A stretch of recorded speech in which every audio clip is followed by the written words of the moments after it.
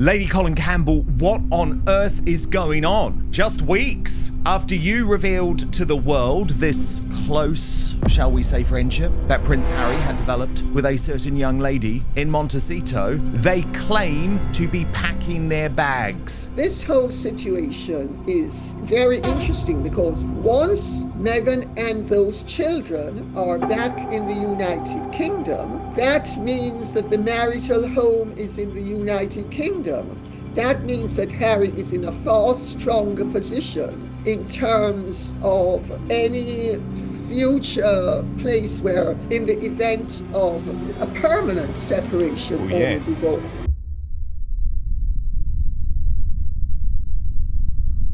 They really hate each other now, and they cannot hide it anymore. She was the villain. How was she dangerous? Because of the need for her to rehabilitate her image. Harry was not in love with Meghan Markle. He was madly in love.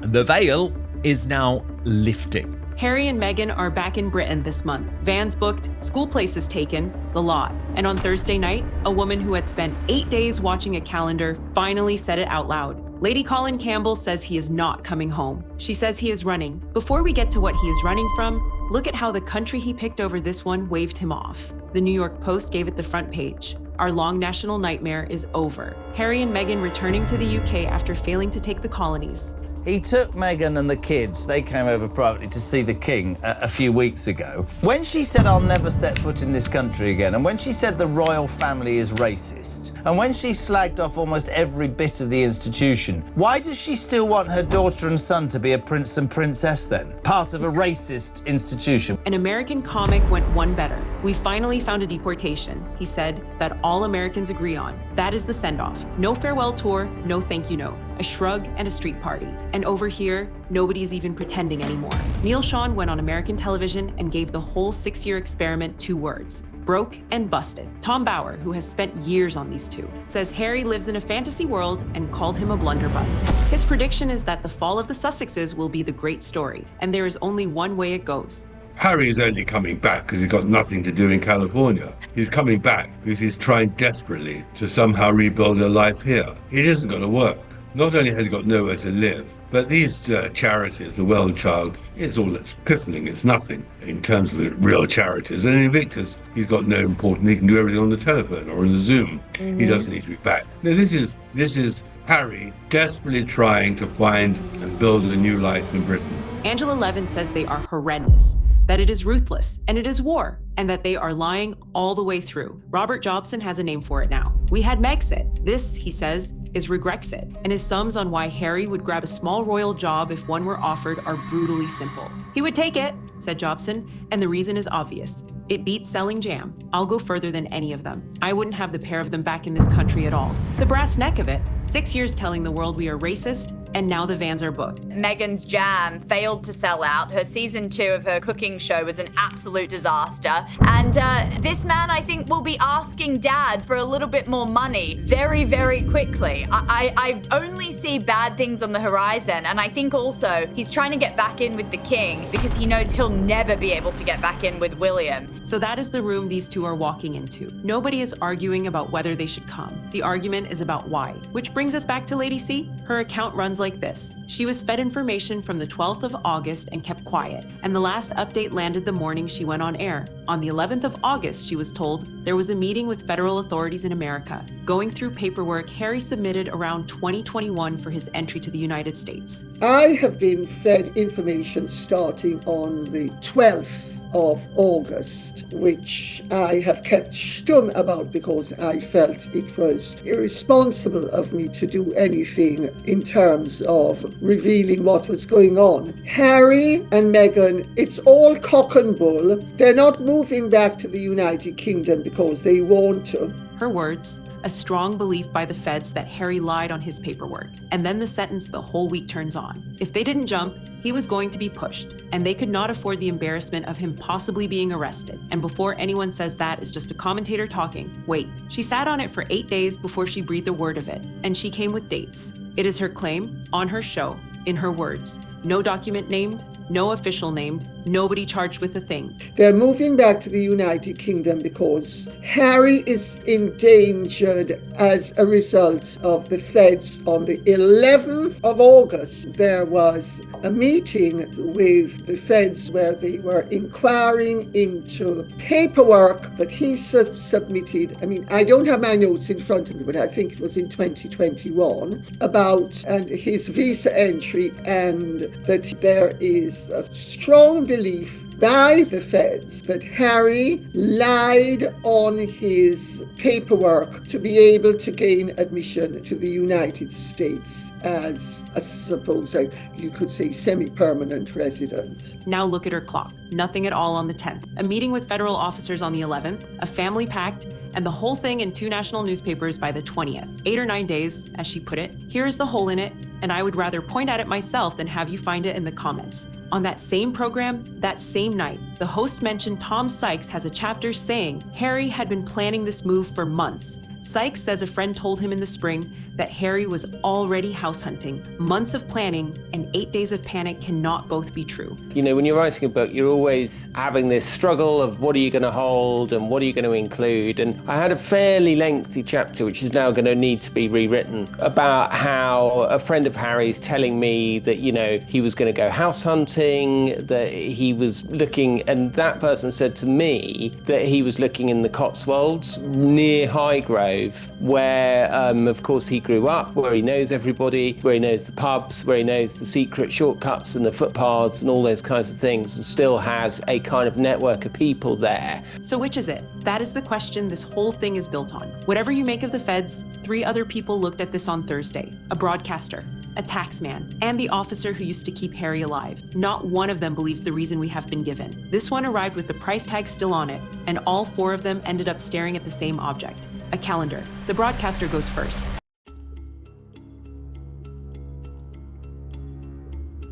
Basically, you know, they can frame it any way they want, right, Hainsley? The bottom line is they're back, broke and busted. It didn't work. The idea hasn't come along. And the really turning point that a lot of people should look at in this long-going narrative, and you do not believe that this only happened on Sunday. You do not organise schools and all that sort of stuff. Mm-hmm. This has been going on for a long time, right? I mean, you know, as a mum, it's not easy, right? So this has been going on a long time. The bluntest verdict of the day came on Fox News in 3 minutes from a man who has been around that family for years. Neil Sean didn't bother with the polite version. They can frame it any way they want. He said, the bottom line, they are broke and busted. Didn't work. The idea hasn't come along. Then he did the thing nobody else did. He named the moment it turned, the Daily Mail case, the one Harry brought and lost. Sean's read is that Harry believed he would win it, that he had been told it would solve everything, that there was going to be so much money. When it didn't, said Sean, that was the final decision. The turning point for this really happened with Associated News Limited. This was, of course, the big Daily Mail case that Harry believed he was going to win. This, he was told, was going to solve everything. He was the Dragon Slayer. He was going to have so much money. When that didn't work out, that was the final decision. What I can tell you first, though, Ainsley, is you will notice it's all about Harry returning back. Meghan remains very silent, and I've been told from an excellent source, rather, shall we say, concerned about not only a welcome over here in the United Kingdom, and I think that's a bit harsh, but you have to say everything she's done has actually turned to dust. Now put that next to a detail Robert Jobson dropped on Thursday. The bill for that lost case, the costs, the actual number Harry has to hand over, was expected to land the very next morning. So the homecoming went out on Wednesday night. The bill landed on Friday. Convenient timing. Get your news in before their news, and you buy a headline about coming home instead of a headline about what you owe. That is a press operation on a deadline. Meanwhile, look at the empire he is coming home from. On the As Ever website that week, you could buy 2 candles and a box of matches. $128. Honestly, you couldn't make it up. I got a text from a friend of mine in Montecito, and I'm trying to cover the name, but he says, and we say bye-bye. And it's the headline of them. Everyone in Montecito is so happy to see them go, and these people are rich, honey. They are rich. Okay, not Meghan Markle, you know, selling wickless candles. Bye-bye. Everybody's happy to see them go in Montecito. I can't believe you're on text terms with Gwyneth Paltrow. Mother Goop. Tom Bower's summary is short. They're pretty well burnt out in California, he said, and they are going to run out of money themselves before very long. And Jobson put his finger on the part that should sting most. They never made their money through original ideas, he said. They made all their money by selling out the royal family. They run out of ideas. They can't really more work for Netflix or Spotify or any of the main streamers. And their finances are basically in jeopardy over the long term. Well, I think you can summarize it in 2 words: desperation and failure. 6 years, one product, and the product was their own relatives. Now the shelf is bare, and even their own supporters can't work out what is happening. Their fan base spent Thursday scratching their heads, trying to understand why the 2 people who called this country racist and cruel and unlivable are suddenly desperate for a house in it. And the line the papers will never print about themselves came from Daisy McAndrew. There were champagne corks popping up and down Fleet Street, she said. Them coming back will make a lot of people money. Everyone makes money out of these 2. Everyone except these 2. But broke people leave in a hurry. These 2 waited, and what they waited for was a date.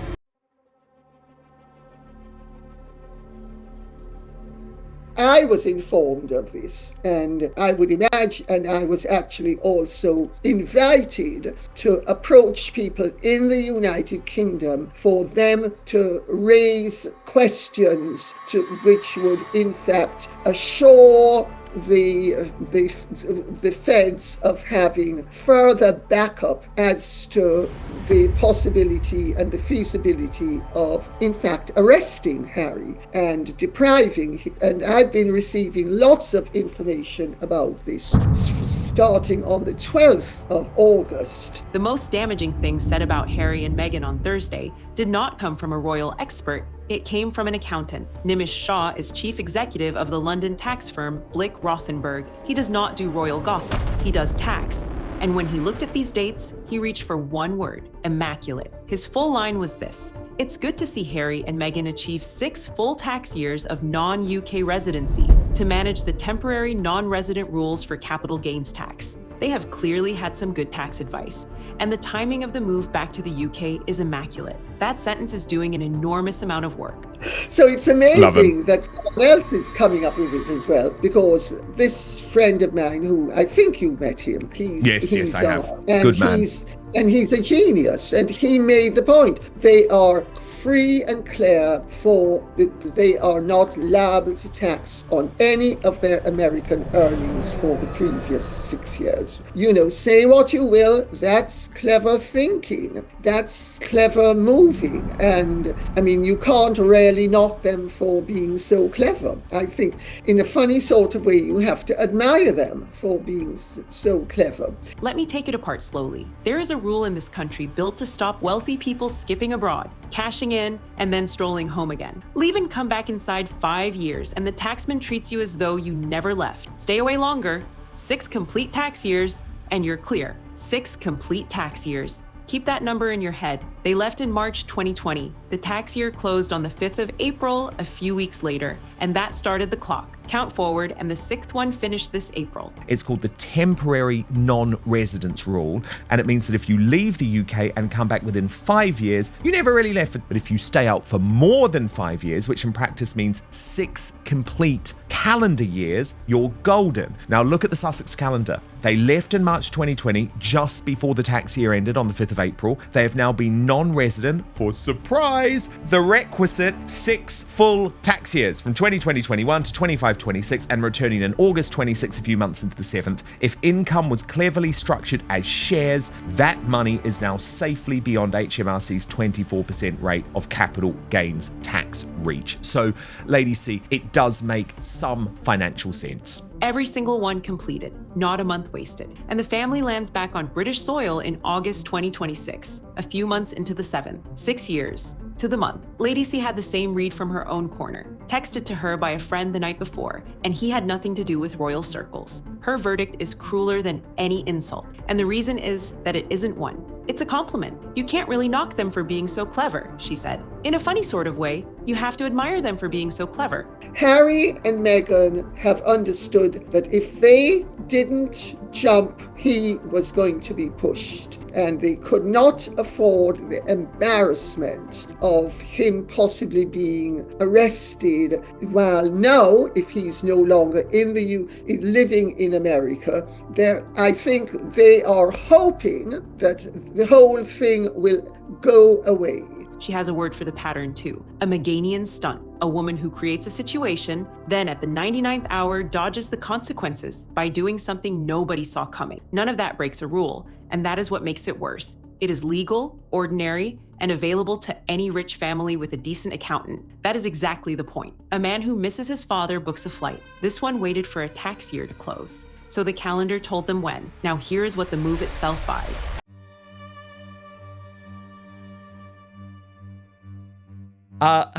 But all of a sudden, shit just got real, Tom. Holy mackerel. Yeah, it's a huge development, isn't it? I mean, if you look at the court papers that were, because this has been in court, right, multiple times about the security. So a lot of the documentation about why they don't have security is very far from being a state secret. It's all over this paperwork. And one of the main reasons that they don't have security is because they are not in the bracket of people who are protected. They are not in the cohort of people who are protected. 6 years, a fortune in lawyers, court case after court case after court case. And Harry never got the protection he wanted. Tom Sykes went and read the court papers, and what is in them is not a state secret. The reason they don't have protection is that they are not in the group of people who get protected. And one of the things keeping them out of that group is that they do not live in the United Kingdom. Now listen to what he says next. If they live in the United Kingdom, they tick one of the boxes. And if Charles gives Harry a very minor role at a very minor charity, they are suddenly working royals again, and they will be entitled to security. That is it. Sources say, clearly this is Harry and Meghan sources, this is Liam Maguire, say if there are discussions on any future role for him, it would need to take place between him and his father. So the translation there is that they're already suggesting, they're already dropping the hints that Harry is going to be asking his father for a royal role. That is the machine. One address, one small job at one small charity. 2 boxes ticked, and what falls out the other end is $3 million a year in private security bills gone in an afternoon. And it follows the person, not the postcode. Holiday, working trip, home, anywhere at all. That is ludicrous, and we knew that was just, well, in my view, it was always just a money play, right? They don't want to have the $3 million security bill if they get the government-funded security, so Harry and Meghan would get it even if they were at their home in Montecito. And all of a sudden, $3 million a year on private security costs saved in a flash.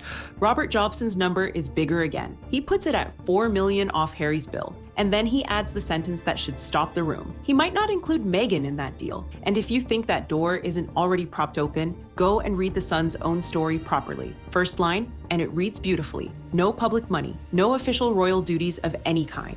I'm not entirely utterly surprised it's happened, but I'm very surprised at the speed with which it has happened, that it's happened so quickly. Second line, sourced to their side. If there are discussions on any role for him further down the line, it would need to take place between him and his father. They put the door in the second paragraph. Jobson has watched this trick before, and he described it perfectly. The king gave Harry an inch, he said, and Harry has taken about 50 yards.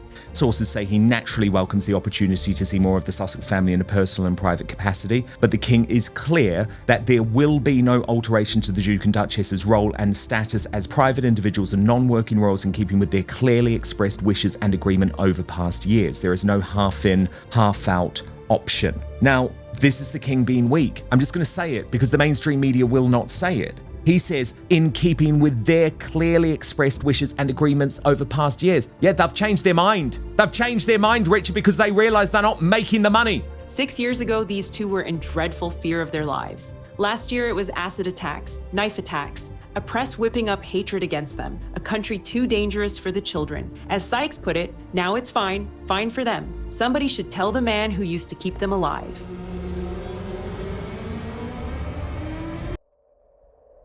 I'm just going to let you go. What a bunch of hypocritical, non-contritional pain in the asses these two are. Sorry, I can't have it.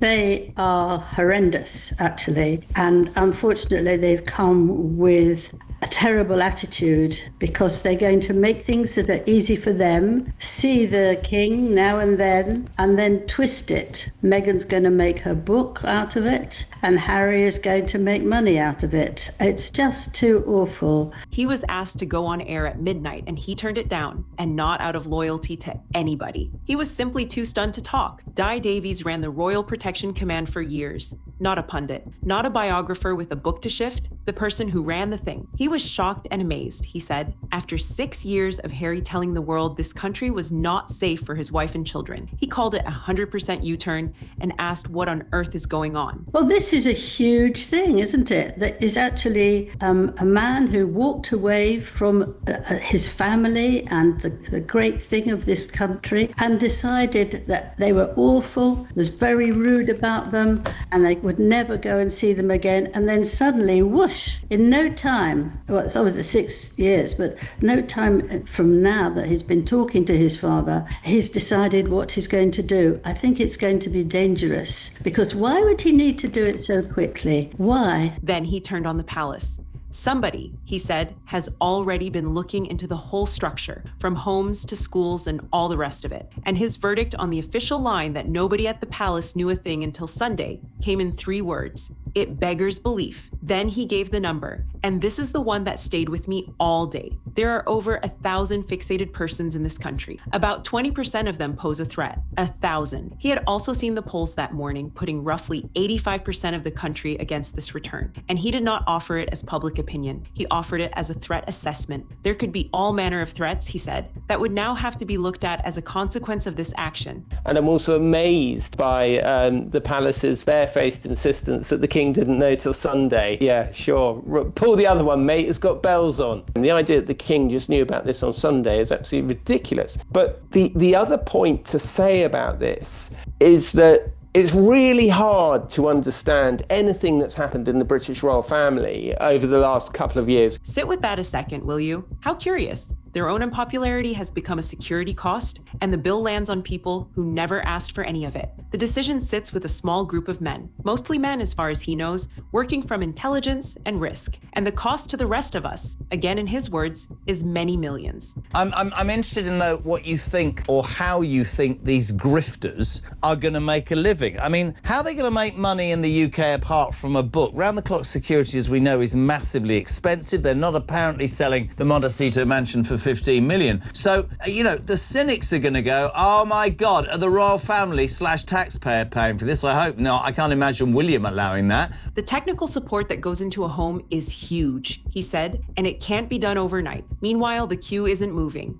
And Daisy McAndrew explained why in a line nobody else had. The Home Office review is held up by something nobody thought to mention. Too many living former prime ministers already need round-the-clock protection. That is who Harry is queuing behind. Former heads of government and a man who quit. The Home Secretary hasn't shifted an inch either, and Harry's status is unchanged, so they say. I know this because if you speak to former prime ministers about it, which I have done, you know, it doesn't matter if they're going on holiday in the Maldives or if they're going for a working trip in Israel, they get the security. The whole point is, if you are considered someone who needs protection and security, it doesn't matter where you are. Davies saved his worst for the people advising them. Whoever is advising them needs to rethink their structure and their professionalism, he said. This is nonsensical. So that is the bill. Now here is the story we were sold.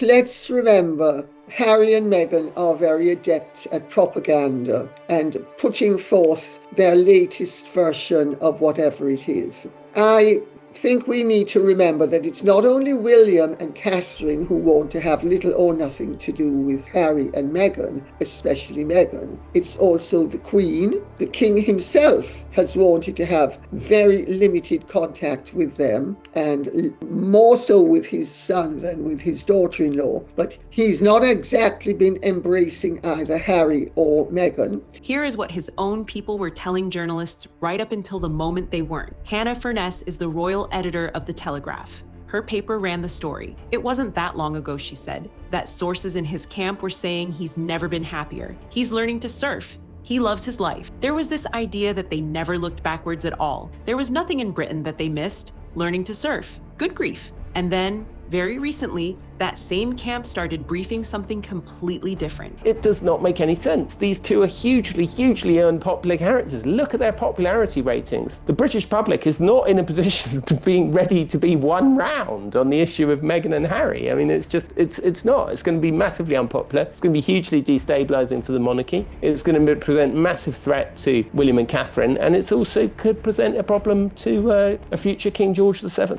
Angela Levin got the whole 6 years into one line. A man who walked away from his family, decided they were awful, was very rude about them, said he would never see them again, and then suddenly, whoosh! Furness is careful, she isn't a shouter, and she doesn't deal in theories, which is why her next line matters. There may be financial things, she said. There may be visa things. And there may be things that haven't been part of this conversation so far. And then, flatly, nothing about it makes perfect sense. I think I would have some feelings about that.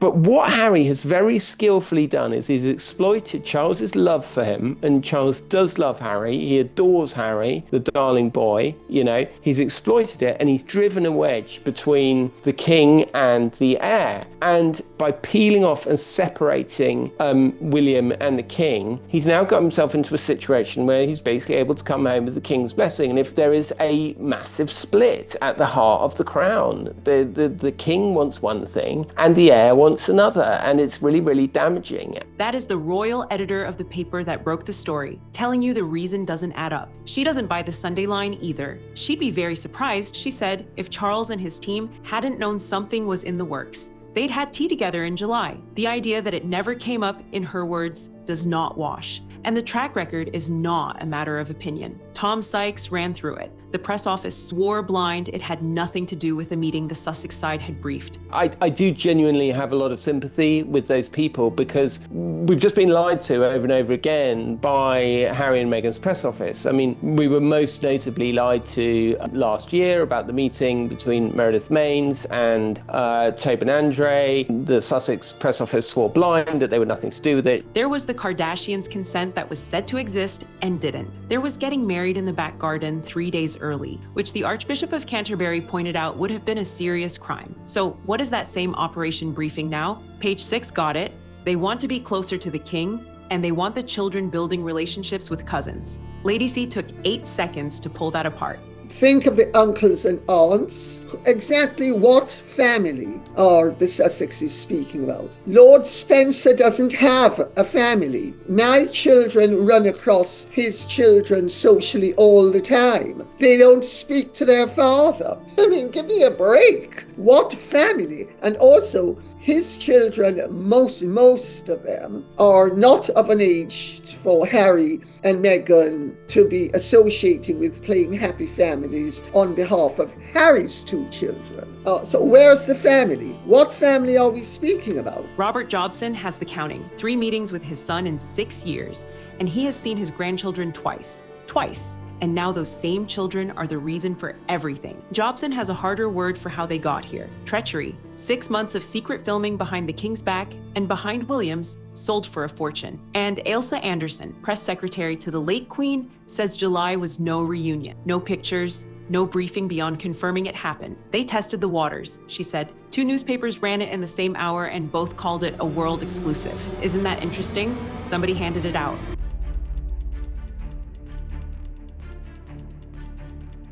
The other side of it is that, Meghan herself, and this is my belief, I think you will see more of her going out to their Portuguese home, this holiday that they have. I don't think she'll base herself in the rainy, drainy Cotswolds that we're going to have this weather today, Ainsley.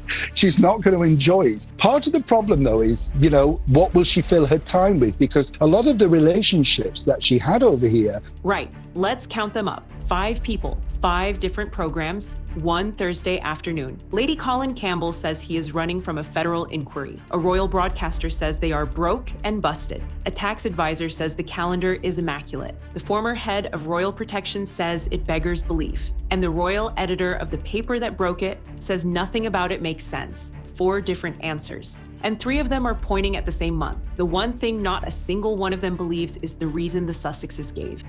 My belief is this, really. It's going to be it's a lot harder for her. It always is in relationships, isn't it? Let's be honest. It's always harder for the woman, right? Mm-hmm. The problem that people will be looking at, for instance, if this are a royal event, whether she would then now, and she would have to do this by royal protocol, curtsy to William and Catherine. That's going to be a big turning point. Think about how strange that is. 6 years of this, Oprah, Netflix, a book, a court case, and every time there was a version you could argue about. He said, she said, pick a side, off we go, not this time. Nobody out there is arguing over whether they're lying. Everybody skipped that part on Wednesday night. The argument is over which lie it is. That is what happens when your words stop having a shelf life. 6 years of absolutes on camera. Then you need the opposite to be true, and you want everybody to forget. We didn't forget. We wrote it down. When your critics can't agree which crime to accuse you of, you have stopped being a scandal and become a puzzle. And puzzles don't sell jam. Meghan's wanted to make her money for a long time, so she'll use everything there. She'll have many more things to take care of.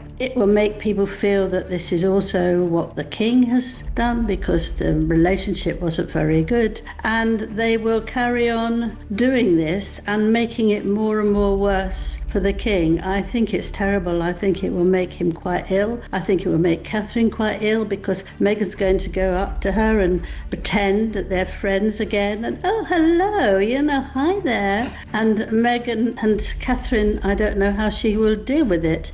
A man who misses his father books a flight. This one waited for a tax year to close. 6 full years to the month, then a fortnight to pack. That is not a homecoming at all. That is a completion date. Lady C gets the last word, and she has earned it. The way this family deals with them, she said, is to let go and let God, and give the buggers enough rope to hang themselves with. And haven't they just? Here they are, coming back with their tail between their legs. No apology, no security, not one of the demands they swore they would never come back without. 6 years ago, they told the world exactly why they were leaving. In a book on Netflix, on a sofa in California with the cameras rolling, not once have they told us why they are coming back. It's just that they have had to deal with a very tumultuous and difficult situation. And they have rarely been doing it in terms of the 12-step program. And anybody who knows about the 12-step program will know that the way they've been dealing with it is let go and let God, and basically give the buggers enough rope to hang themselves with, and they will. And haven't they just hung themselves with enough rope?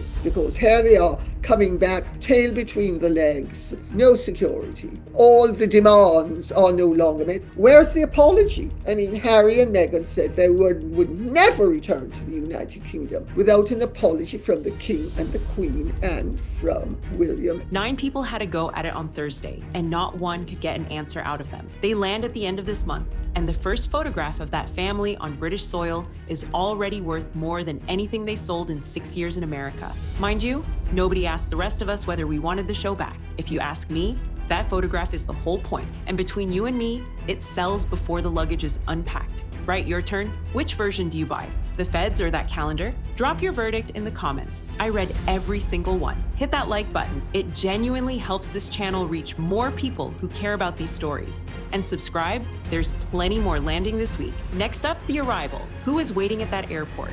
Who has already been promised the first photograph and what it is worth? Sunday, you'll want to be here.